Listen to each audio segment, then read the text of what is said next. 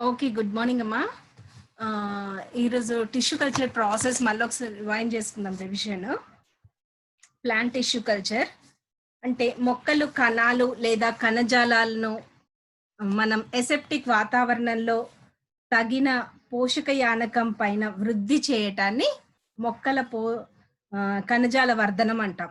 అంటే aseptic conditions ఉంచి మనం మొక్కల కణాలని కానీ లేదా కణజాలాలని కానీ ఇన్ విట్రో అంటే ప్రయోగశాలలో ఎసెప్టిక్ వాతావరణంలో మనకు దానికి కావాల్సిన పెరుగుదలకు కావాల్సినటువంటి పోషక యానకం ఇచ్చి వృద్ధి చేయటాన్ని మొక్కల కణజాల వర్ధనం అంటాం. సో కణజాల వర్ధనాన్ని ఫస్ట్ జర్మన్ శాస్త్రవేత్త హాబర్లాండ్ ఫస్ట్ టైం ప్రవేశపెట్టాడు. ఓకే, వినబడుతుందా? వినిపిస్తుందమ్మా?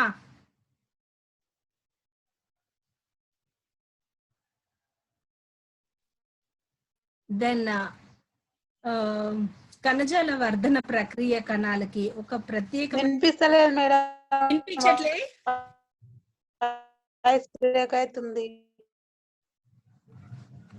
ఇప్పుడు వినిపిస్తుందా? నెట్ కొంచెం ప్రాబ్లం ఉన్నట్టుంది. ఇప్పుడు ఓకేనా?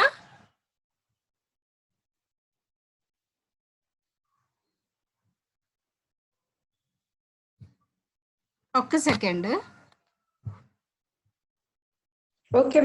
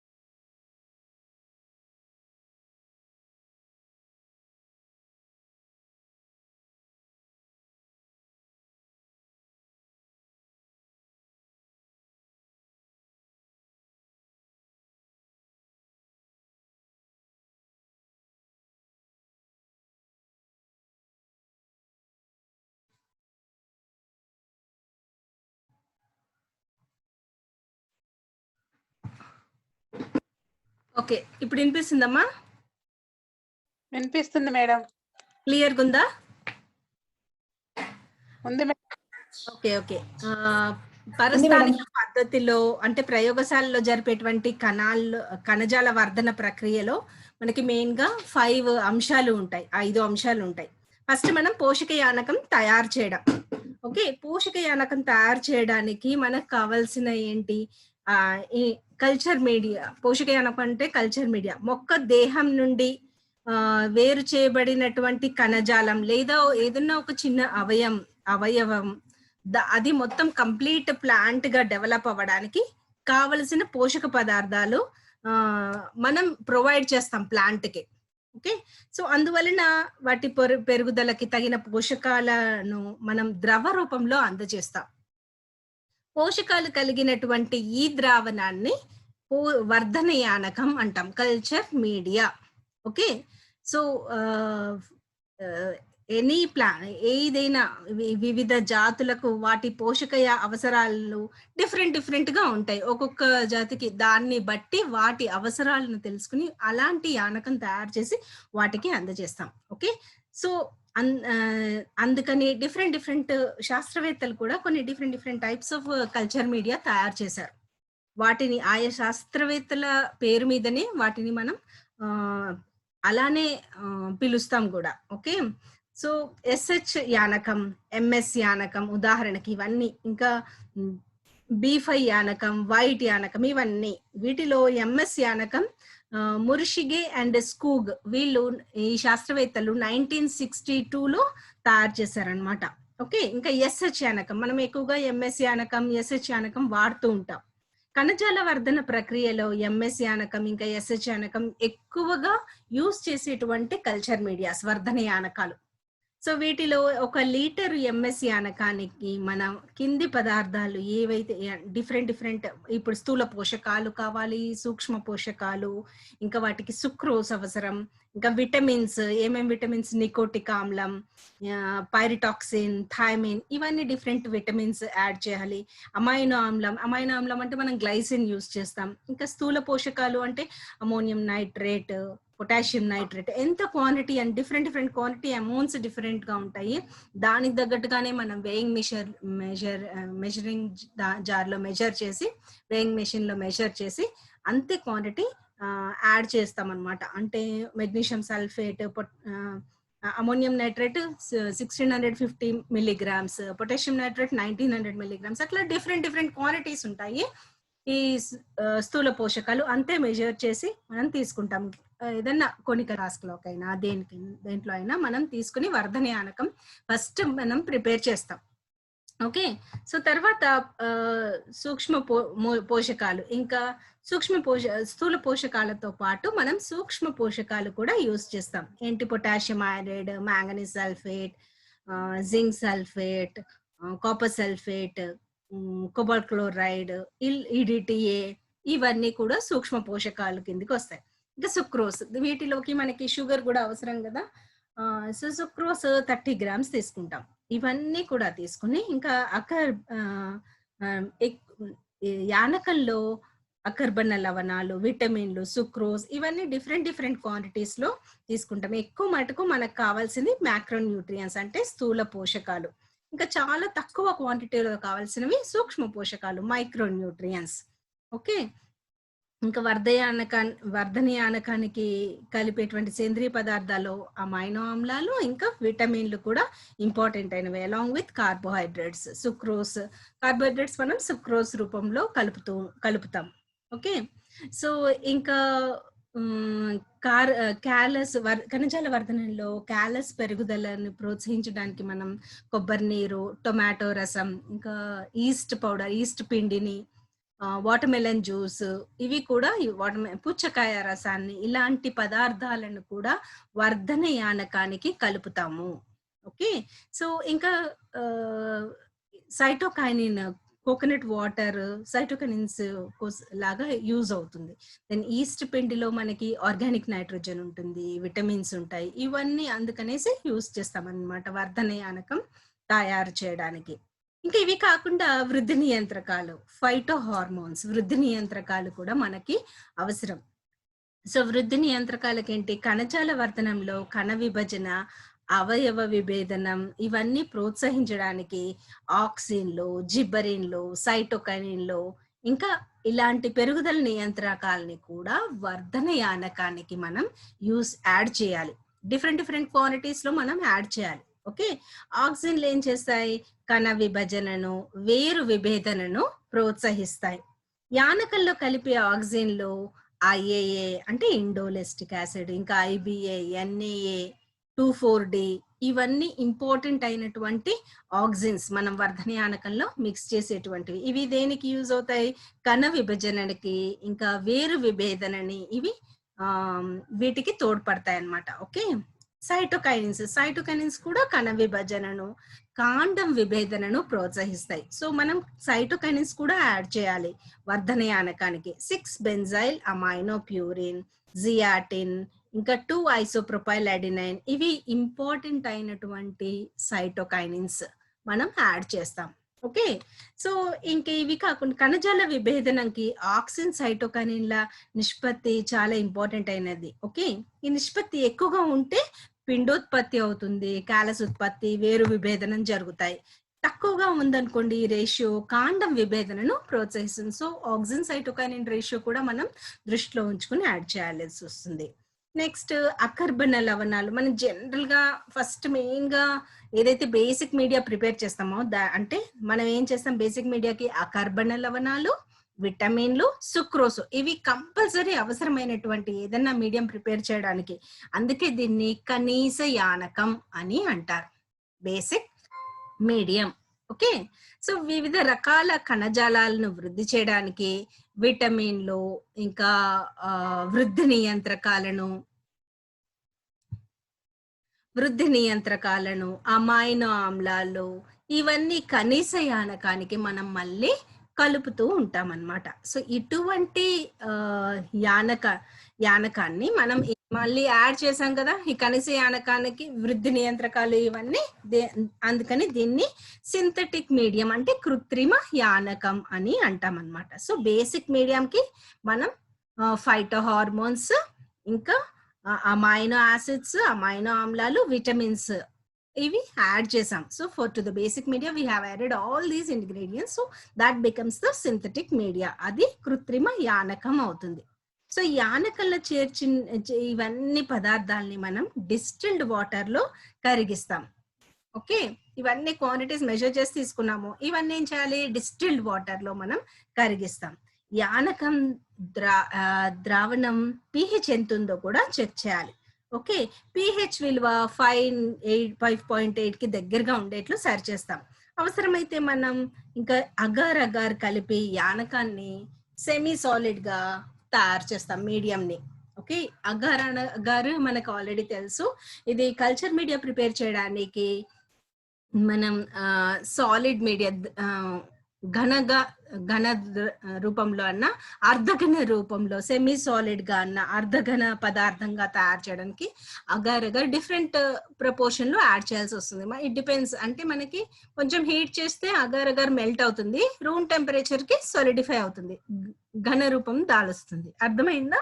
సో మనం ప్రిపేర్ చేయడానికి ఒకవేళ లిక్విడ్ మీడియా అంటే ద్రవయానకం అయితే మనం అగార్ అగార్ యాడ్ చేయము. అర్ధఘన పదార్థం కావాలి లేదా ఘన పదార్థంగా మీడియం కావాలి అంటే, సాలిడ్ మీడియా కావాలి అంటే that time we use agar agar. అలాంటి టైంలో మనం అగార్ అగార్ క్వాంటిటీ డిఫరెంట్ క్వాంటిటీలో కానీ వర్ధనయానకానికి యాడ్ చేస్తాం అన్నమాట. ఓకే, సో యాడ్ చేసిన తర్వాత మనం ఏం చేయాలి? ఎసెప్టిక్ పరిస్థితులు కావాలి. ఎసెప్టిక్ పరిస్థితులు అంటే యానకంలో సుక్రోస్ ఎక్కువగా ఉంటుంది కదా, మనం షుగర్స్ యాడ్ చేసాం. దానివల్ల ఏమవుతుంది? మైక్రో ఆర్గానిజమ్స్, వాతావరణంలో ఎయిర్ లో మైక్రో ఆర్గానిజమ్స్ ఉంటాయి కదా, మనం అవి ప్లేస్ సుక్రోస్, న్యూట్రియన్స్ అన్ని యాడ్ చేసాం కాబట్టి అది సూక్ష్మజీవులు పెరగడానికి చాలా అవకాశం ఉంటుంది. అందుకని మనం ఎసెప్టిక్ కండిషన్స్ క్రియేట్ చేయాలి. ఓకే, సో సూక్ష్మజీవులు వర్ధనం చేయబడే కణజాలాల కన్నా వేగంగా వృద్ధి చెంది ఇంకా అవేం చేస్తాయి? విష పదార్థాలని కణజాల యానకంలోకి రిలీజ్ చేస్తాయి. సో అందుకనేసి ఎప్పుడు కూడా ఎసెప్టిక్ పరిస్థితులే ఉండాలి.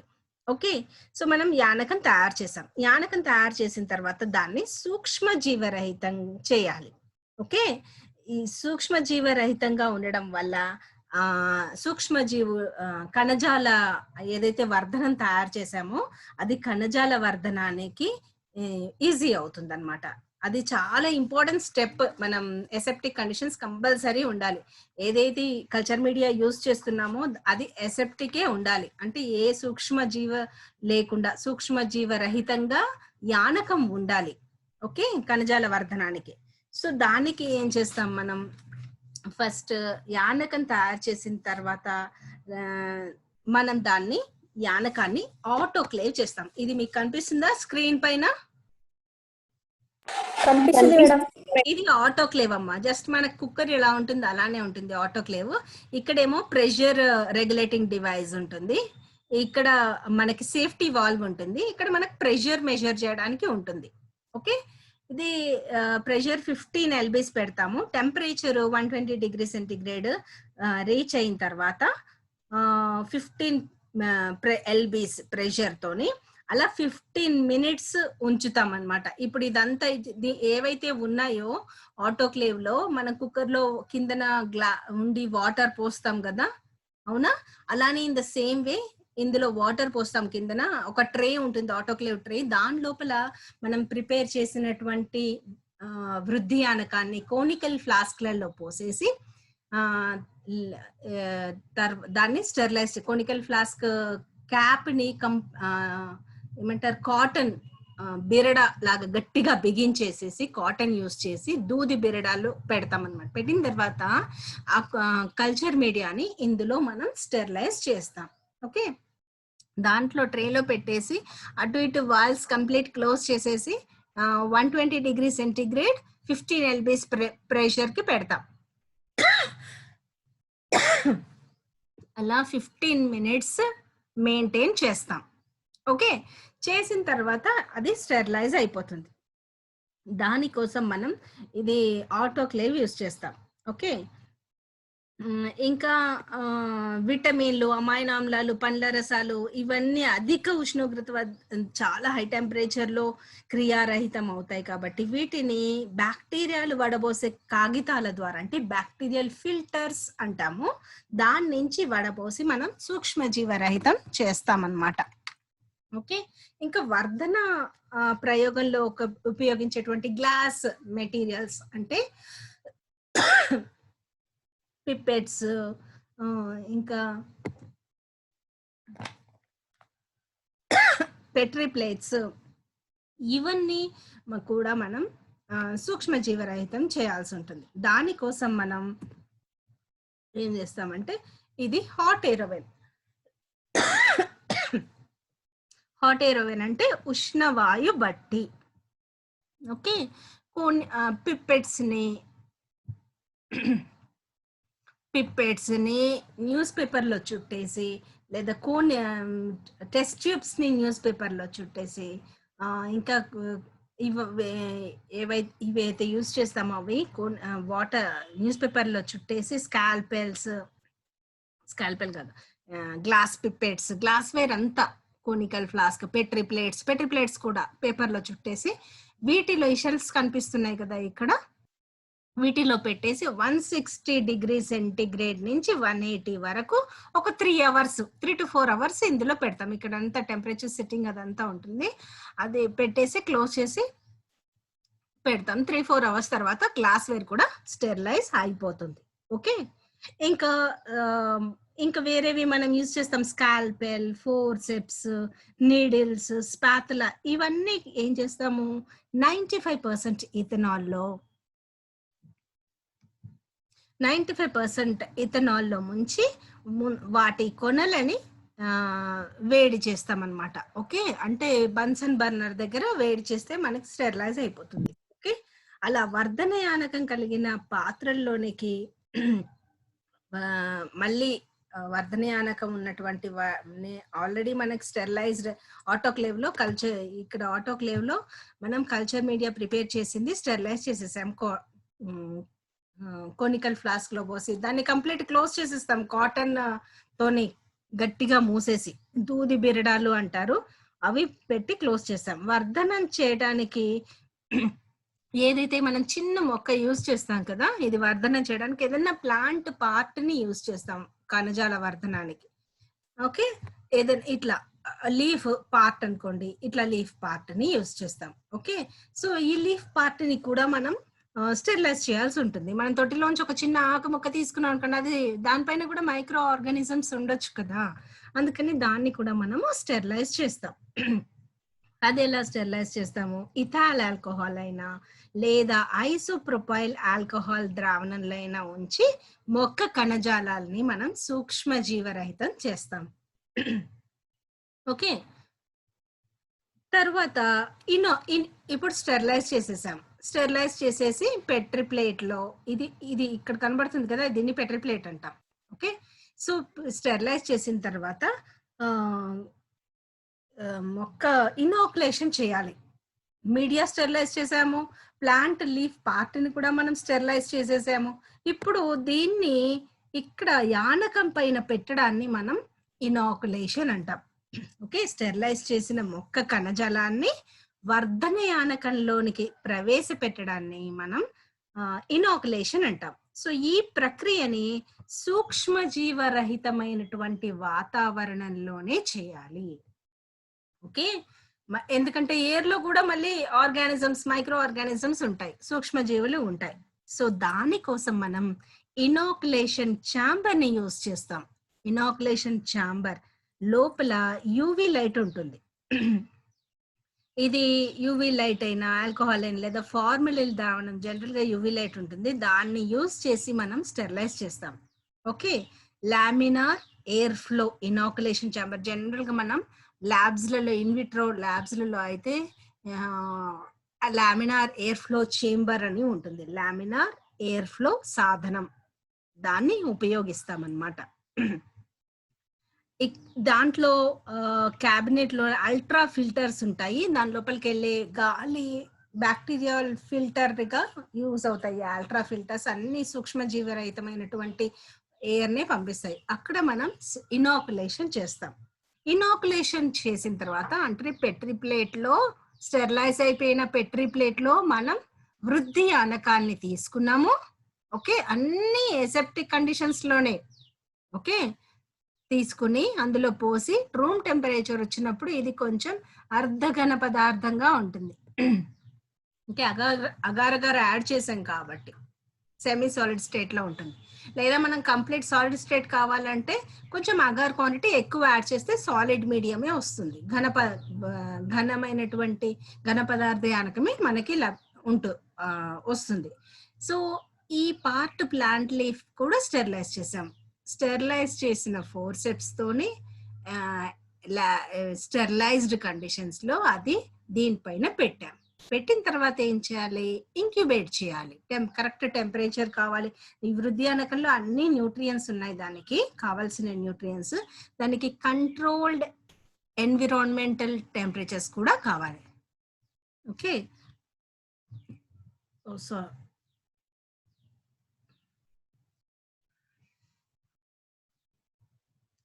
టైం అవుతుంది. Okay, let me. సో దీంట్లో వృద్ధి ఆనకం పైన ఓకే ఇది అన్ని పెట్టేసిన తర్వాత ఇంక్యుబేట్ చేస్తాం. వర్ధని ఆనకానికి కణజాలం వృద్ధి చెందడానికి, కొత్త మొక్కలు ఏర్పడడానికి మనకు కొంచెం టైం పడుతుంది. ఓకే, దాన్ని ఇంక్యుబేషన్ టైం అని అంటాం, ఇంక్యుబేషన్ కాలం.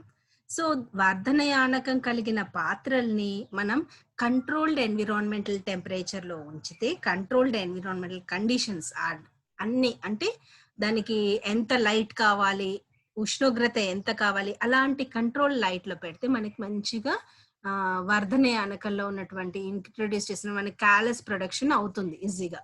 సో తర్వాత వాయు ప్రసరణ, నెక్స్ట్ లాస్ట్ లో మనకి వాయు ప్రసరణ అంటే పరస్థానిక వర్ధనం చేసేటప్పుడు కణజాలాలకి వాయు ప్రసరణ కల్పించవలసిన అవసరం ఉంటుంది. సో అర్ధఘన యానకం పైన పెంచినట్లయితే వాటికి ఆక్సిజన్ అందుబాటులో ఉంటుంది. కానీ ద్రవ యానకంలో పెంచినప్పుడు కణజాలాలు యానకంలో మునిగి ఉంటాయి. అటువంటిప్పుడు కొంచెం షేక్ చేయాల్సి వస్తుంది. సో దీని కొరకు ఏదైనా యంత్ర సహాయంతో వర్ధన పాత్రను గుండ్రంగా అన్నా మెల్లిగా అన్నా మనం కదులుతాం అన్నమాట. ఓకే, అలా కదల్చడం వల్ల వాయు ప్రసరణ జరిగి కణజాలాల్లో కణాలు కూడా ఒకదాని నుంచి ఒకటి విడిపోయి ఈజీగా క్యాలస్ ప్రొడక్షన్ జరుగుతుంది.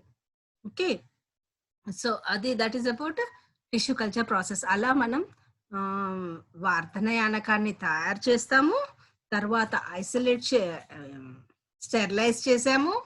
ఓకే, ఎసెప్టిక్ కండిషన్స్ లో. తర్వాత ఇనాకులేషన్ చేసాము, దెన్ ఇంక్యుబేషన్ చేసాము. ఇంక్యుబేటర్ ఉంటుంది మనకి, ఇప్పుడు హాట్ ఎయిర్ ఓవెన్ ఎలా ఉంది అలానే ఇంక్యుబేటర్ ఉంటుంది. ఇంక్యుబేట్ చేస్తాం, అందులో ఇంక్యుబేట్ చేసి దానికి కరెక్ట్ ప్రాపర్ ఎన్విరాన్మెంటల్ కండిషన్స్ ఇవన్నీ ప్రొడ్యూస్ చేస్తే అప్పుడు అది ఈజీగా ఇంక్యుబేట్ అవుతుంది. ఇంక్యుబేషన్ కంట్రోల్డ్ ఎన్విరాన్మెంటల్ కండిషన్స్ ఇస్తే అది మంచిగా క్యాలస్ ప్రొడక్షన్ జరుగుతుంది అన్నమాట. ఓకే, అర్థమైందా?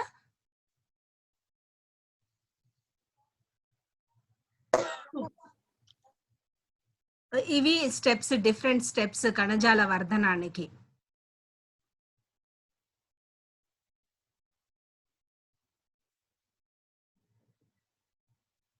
ఓకే, కణజాలంలో కణాలు విభజన జరిగే అప్పుడు ఒక రూపరహితమైనటువంటి సమూహం ఏర్పడుతుంది. మనం దాన్ని క్యాలస్ అని అంటాం. సో దాంట్లో ఏ అవయవ విభేదన ఏమీ ఉండదు. ఆ స్థితిలో యానకానికి మొక్కల పెరుగుదలకి నియంత్రకాలు ఉపయోగించి, అంటే మనం ఆక్సిజన్, సైటోకైనిన్స్ అవి యూజ్ చేస్తే కాండం, వేరు అలా అవయవ విభేదన జరుగుతుంది అప్పుడు. ఓకే, క్యాలస్ డెవలప్ అయిన తర్వాత మళ్ళీ మనం సైటోకైనిన్లు ఉపయోగించి ఇంకా కాండం పెరుగుదలను, ఆక్సిన్లు ఉపయోగించి వేరు పెరుగుదలని చేస్తూ ఉంటాం. సో, అలా రూపరహితమైనటువంటి క్యాలస్ ఏర్పడిన తర్వాత దానికి మళ్ళీ ఆక్సిన్, సైటోకైనిన్స్ యాడ్ చేస్తే మనకి ఆహ్, అవయవ విభేదనం జరిగి ప్రతి పిండం నుంచి ఒక కొత్త మొక్క ఏర్పడుతుందన్నమాట. ఓకే. అర్థమైందా? అట్లా చిన్న చిన్న మొక్కలు ఇక్కడ ఏర్పడుతున్నాయి. ఓకే. ఏర్పడినాయా? చిన్న చిన్న స్మాల్ ప్లాంట్‌లెట్స్. సో, ఇవి కాండం పైన, పత్రాల పైన అవబాసిని పొర ఉండదు. ఈ కొత్త మొక్క ఏర్పడుతుంది. వర్ధన పద్ధతిలో ఏర్పడిన మొక్కలు చాలా సెన్సిటివ్‌గా ఉంటాయి. సున్నితంగా ఉంటాయన్నమాట. ఇవి అధిక వేడిని, జలాభావ పరిస్థితులని తట్టుకోలేవు. అందుకని వీటిని ఎక్కువ తేమ గల ప్రదేశంలో ఉంచి, స్లోగా తేమ తగ్గిస్తూ ఉంటారు. ఫస్ట్ ఇవి చిన్న చిన్న పాట్స్‌లోకి షిఫ్ట్ చేసి గ్రీన్ హౌస్‌లో ఉంచుతారు. తర్వాత స్లోగా మళ్ళీ ఒక 4, 6 వీక్స్ తర్వాత సాధారణ వాతావరణంలోకి ఇవి షిఫ్ట్ చేస్తారు. అది వర్ధన పద్ధతి. Okay. Tissue culture process. Okay. ఏమైనా డౌట్స్ ఉన్నాయమ్మా?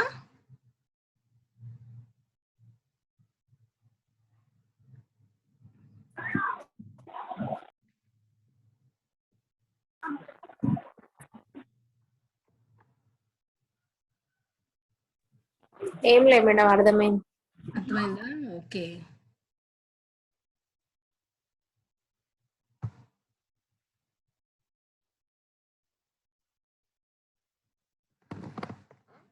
సరే, మీకేమన్నా